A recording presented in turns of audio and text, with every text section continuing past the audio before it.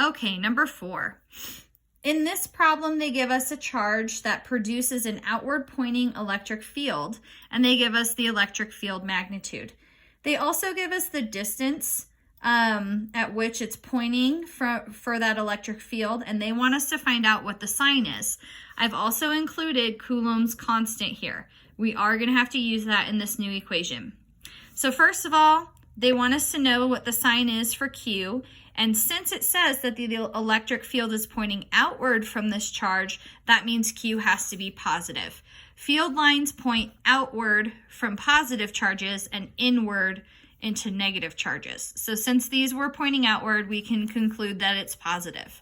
Secondly, we have to figure out what the value of Q is. So we're going to need to use this new equation. The electric field is equal to Coulomb's constant times the absolute value for Q, all divided by the distance squared.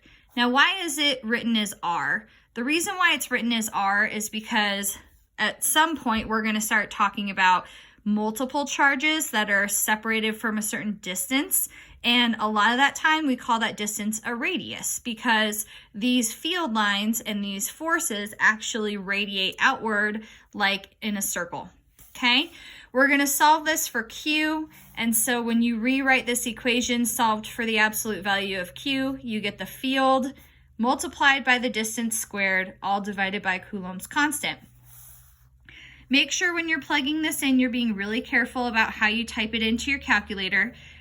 Remember that R is squared, not the field. So the field should be multiplied by R squared, and we're going to divide it all by Coulomb's constant, which is 8.99 times 10 to the 9th. Yes, it's okay if you round that to 9 times 10 to the 9th.